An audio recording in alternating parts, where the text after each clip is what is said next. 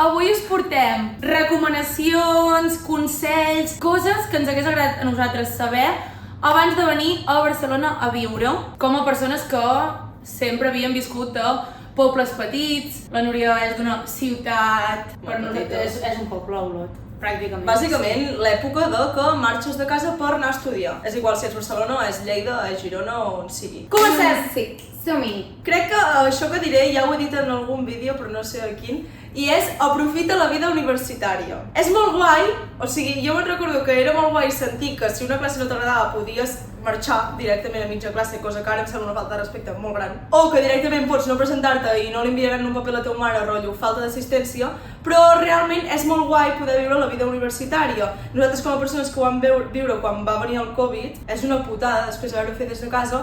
Per tant, aprofita la vida universitària. Has estudiat per tenir una nota i estàs estudiant la carrera que vols, o bueno, estàs estudiant una carrera, aprofita, fes amics. Queda't a la universitat després de classes. No sé, una mica de vida universitària, en sèrio, de veritat que després es troba a faltar, jo ho trobo a faltar ara. No, a veure, jo he de dir que tinc un consell molt similar a aquest, o sigui, era el de que la universitat passa molt ràpid. Sí. Això és el que em diria jo mateixa, tipus, si pogués parlar amb la meva jo de 18 anys. Dir-me, tipus, en aquell moment que vaig començar me'n recordo que pensava, tipus, tinc tot el temps del món per fer-ho tot. Però és que no, després te n'adones quan has acabat que ha passat amb un obrir i tancar d'ulls 4 anys, són res i passen volant i de cop ja s'ha acabat el xollo de ser estudiant, perquè per molt que tinguis una altra feina o en què treballis d'una altra cosa, ets estudiant i l'etapa de ser estudiant, la xilera de ser estudiant i tot el bo que t'aporta ser estudiant, O sigui, depèn de la situació de cadascú, òbviament, perquè vull dir,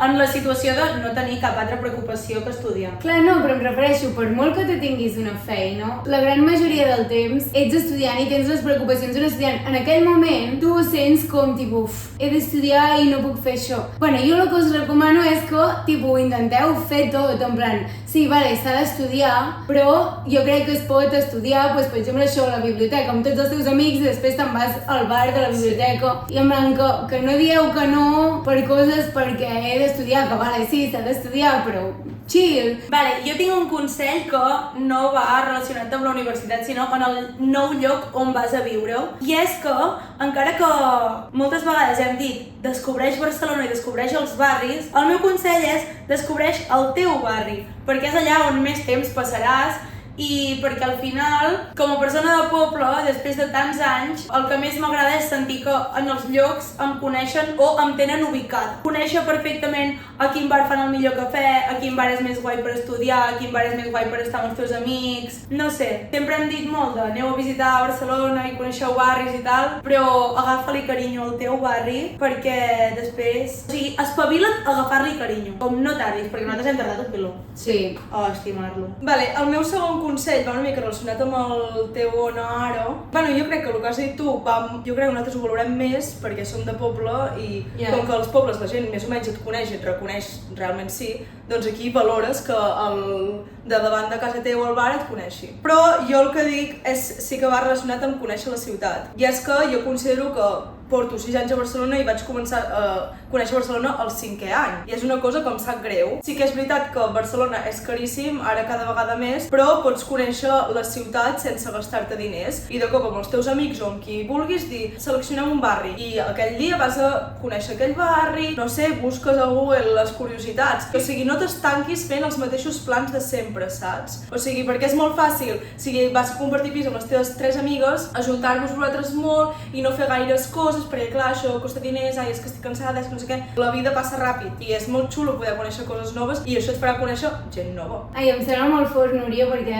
estem fent com consells molt similars a ti. O sigui, tinc un consell molt semblant a aquest, o almenys que va molt en la mateixa línia. Tipo, ho penso en com soc jo, que sí que crec que els primers anys, sobretot, he estat una persona bastant apalancada i això que deies, en plan, fa pal gastar diners, fa pal no sé què. Crec que a mi m'hagués anat bé que algú em digués planeja't les coses que vols fer. És a dir, fes-te una una llista de desitjos com si anessis de viatge, però com per tot l'any lectiu. És a dir, a mi m'agrada molt fer-me com els objectius de l'any, com més professional, rotllo. Aquest any m'agradaria aprendre pues, a fer fotos millor. Doncs fer com uns objectius de l'any en quant a coses que vull conèixer. Per exemple, m'agradaria anar a 3 teatres diferents. M'agradaria anar a 2 cinemes diferents. M'agradaria provar 3 bars de tapes de 3 barris diferents. No sé, et fas una llista segons els teus propis gustos i cada mes, quan t'organitzes el mes, doncs mira, dèiem quina cosa de la llista podria fer aquest mes, dèiem quin amic meu li agradaria que féssim aquest plan. Però jo crec que si et fas una mica organització de plans que tens ganes de fer, és més difícil que t'acabi passant el que ens ha passat a nosaltres com de palancar-nos. Nosaltres, que és una cosa que jo estic contenta d'haver fet i crec que fèiem bastant sovint, i era anar a qualsevol supermercat a buscar un tipus de refrigeri que et vingués de gust i ens assèiem tipus al Macba, també recordo haver-ho fet per gràcia. M'agradava tipus el seure i observar. Estàvem allà jugant a cartes, qualsevol cosa, i em sembla xulo. És una manera com de, ja està, com observar i gaudir. Al final és la típica frase aquella que he repetit 1000 vegades d'en plan, mira la vida com un turista que veu bellesa on tothom veu la rutina. Però és que al final no som de Barcelona, no coneixem aquesta ciutat, som turistes en aquesta ciutat i ens la podem prendre així, saps? Al final cada dia podríem descobrir una cosa nova. Sí, és que això és el que volia dir, que jo d'això me'n vaig adonar molt quan vaig anar a Madrid a fer psique i em vaig trobar gent que havia vingut a fer psico a Barcelona i que coneixia molt més Barcelona que jo, i a mi em va saber molt de greu que em deien no sé què, em va encantar tal cosa, i jo jo això no ho he viscut. I és perquè, clar, ells s'ho agafaven com un viatge com jo a Madrid, rotllo, vaig a conèixer, però nosaltres anem a Barcelona, realment també estem anant a un altre lloc i també l'hem de conèixer. Tinc un consell que és un consell que no tothom podrà fer servir perquè, evidentment, tu no pots triar, tipus, a on viuràs. Però és un consell per si encara sou persones que encara heu de triar a on serà el vostre pis. Jo també en tenia una. I va relacionat amb que nosaltres, jo recordo tant el meu primer pis com aquest, el triaves una mica en funció de com era el pis, però les zones no teníem ni idea de les zones, ni de què havíem de mirar, ni de què havíem d'estar a prop. Jo, la meva recomanació, en el cas de que pugueu triar, per exemple, esteu entre 2 pisos, coses que crec que pesen és estar a prop d'una boca de metro, a prop realment, a prop és lo ideal perquè és que arribes a tot arreu rapidíssim, i la meva línia de metro preferida per arribar a qualsevol punt de Barcelona és la L5. Jo el que volia dir és que personalment he odiat moltes vegades aquest barri de sentir que les coses passaven molt lluny de nosaltres, però alhora és una cosa que m'ha agradat, de sentir que no era un barri turístic, que no creuava el carrer i sentia anglès tot el dia, o sentia altres idiomes, o gent fent fotos a les façanes del meu barri. Doncs m'agrada que no passi, perquè em sento més a casa i no tant en una atracció turística com és Barcelona ara mateix. El meu altre consell coses que m'haguessin agradat, com per saber abans de venir a viure a Barcelona, no és una cosa que m'hagués agradat saber, és una cosa que m'hagués agradat fer, i és cuinar batch cooking. No sé si és un consell a la vida,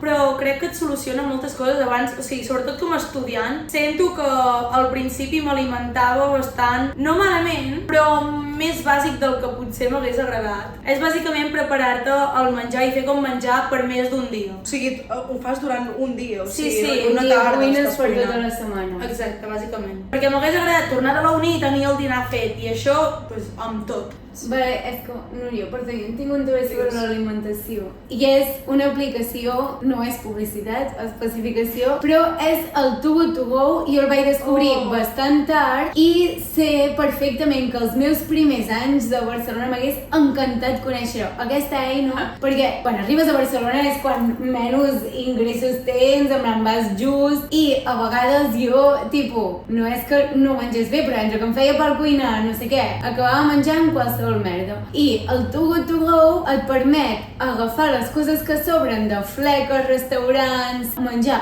superbo per un preu supermòdic, i si tu tens sort, mira, a vegades sí que et tocaran les 4 merdes que ningú vol, però jo recordo el dia que va ser el dia. Un obrador massa bo i vam marxar amb una safata així de entrepans, baguets, panets, croissants, bulleria, tot el que els havia sobrat, i és que em sembla una aplicació increïble, que a part és massa bona, pel planeta, rotllo sostenible, i no sé, jo crec que és una cosa que en un futur s'implementarà i serà com el més normal normal del món que els restaurants, els bars i les fleques no tenen el menjar, sinó que els revenguin. Totalment. Jo un altre consell que anava a donar, jo considero que quan vaig arribar a Barcelona tenia com la ment una mica tancada, en el sentit de, jo ja havia fet com el meu grup d'amics, saps? I era com, estic tranquil·la amb les meves amigues, no necessito com conèixer més gent o fer més amics perquè suficient amb els que tinc. I crec que això és un error bastant gran, perquè realment quan vens a Barcelona vas a estudiar, ets relativament petit encara, i crec que has d'obrir com bastant la ment i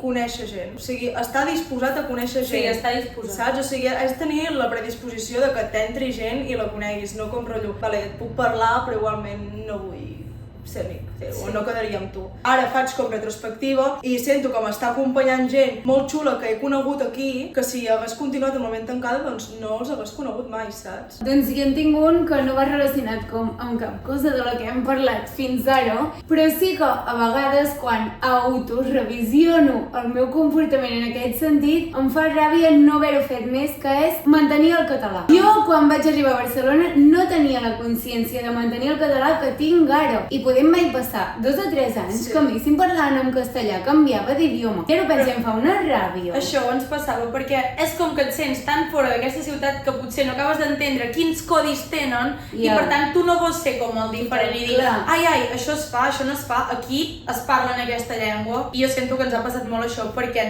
no sabíem com es funcionava i no teníem cap tipus de consciència lingüística. No en teníem, a part de perquè veníem d'un lloc on es vivia tipus 100% en català, una bombolla catalana, i a sobre la gent, venies aquí i li parlaves en català, que ara ens ha canviat un huevo l'accent, és que només heu de veure vídeos de fa uns anys per apreciar-ho, i la gent no t'entenia. O sigui, una persona tipus castellano parlant amb el nostre català de quan vam venir, hola, perdona, em dones unes peres? I et deien tipus, I clar, jo després de 10 mirades de, nena, què m'estàs dient? Clar, al final, no tenia la consciència i canviava. Però és que jo ni m'esperava aquesta cara, tio. Vull dir, a la que em deien perdón. Ai, perdona!